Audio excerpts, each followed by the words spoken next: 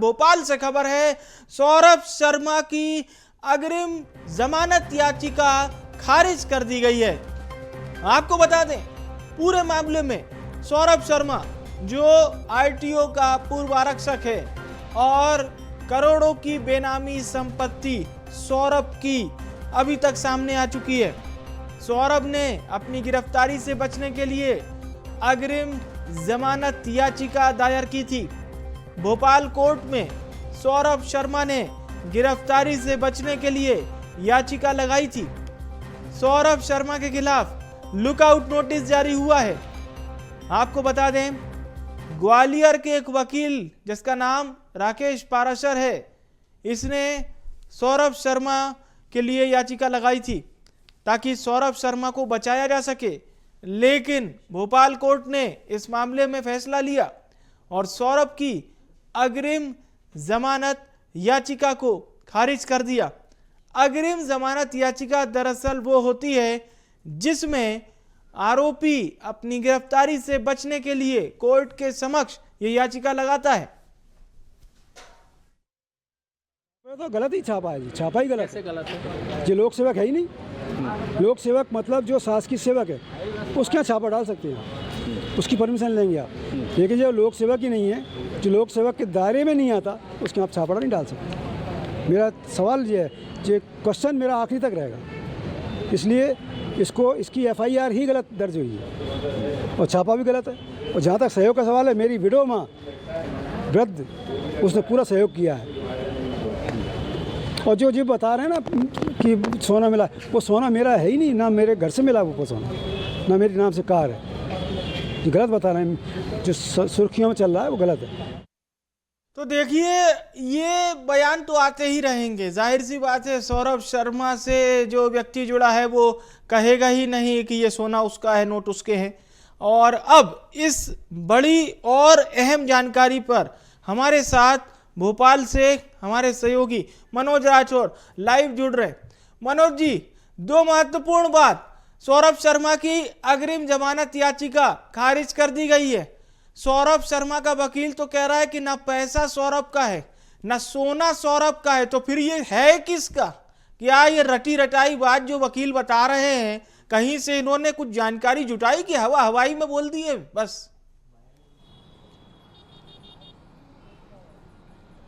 विवेक, बिल्कुल, क्योंकि सौरभ शर्मा मध्य प्रदेश में नहीं है, यानी इंडिया में नहीं है। यही कारण है कि एजेंसियों के द्वारा लुकआउट नोटिस जो है उसके खिलाफ जारी किया गया था और उसके बाद एजेंसियों की कोशिश है कि दुबई में जो लोकेशन मिली है उसके अनुसार पे भारत सरकार की मदद से उसे जो है भोपाल लाकर उससे पूछताछ की जा सके, क्योंकि महत्वपूर्ण किरदार इस कड़ी का है। यही कारण है कि उससे पूछताछ होना जरूरी है। हालांकि चेतन सिंह जो उसका साथी है, जिसकी गाड़ी थी, उससे पूछताछ की जा चुकी, लेकिन जो सौरभ शर्मा है उसकी मौजूदगी जो है एजेंसियों के लिए जरूरी। यही कारण है कि लगातार प्रयास भी किए जा रहे हैं। लेकिन इस बीच में सौरभ शर्मा के वकील ने कोर्ट में जो है अग्रिम जमानत याचिका लगाई। ग्राउंड यही दिया कि वो एक लोक सेवक नहीं है, यानी एक सरकारी कर्मचारी अधिकारी नहीं है और इसके खिलाफ कोई FIR दर्ज नहीं हो सकती। उसका सोना नहीं है, उसके पास किसी तरीके की इतनी बड़ी दौलत नहीं है, और यदि उसके पास है तो उसका रिकॉर्ड दिया जाएगा। इस आधार पे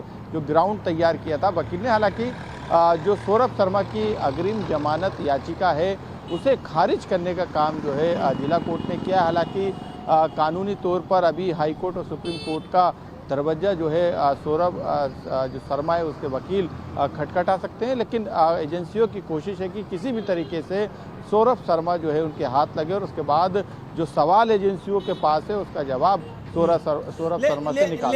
लेकिन बड़ा हास्यास्पद लग रहा है मनोज जी कि वकील साहब को यही नहीं पता कि लोकायुक्त ने जो छापा मारा था उसमें क्या क्या मिला।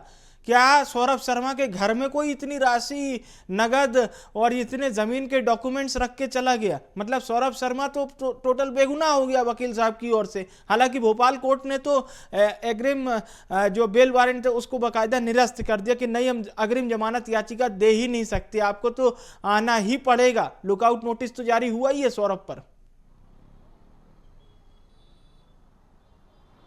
विवेक, आपने सही कहा, जो आधार थे यदि वो आधार सही होते तो कोर्ट जरूर अग्रिम जमानत देता, लेकिन जिस तरीके से पूरा मामला सामने आया है, 50 से ज़्यादा दस्तावेज सौरभ शर्मा के ठिकानों से मिले हैं। इसके अलावा लगातार जो कड़ियाँ जुड़ती जा रही है, करीब 54 किलो सोना बरामद हुआ है। इसके अलावा जो 10 करोड़ रुपए नकदी उसी कार से बरामद हुआ है, और कार जो थी वो चेतन सिंह गोड़, जो कि सौरभ शर्मा का दोस्त है।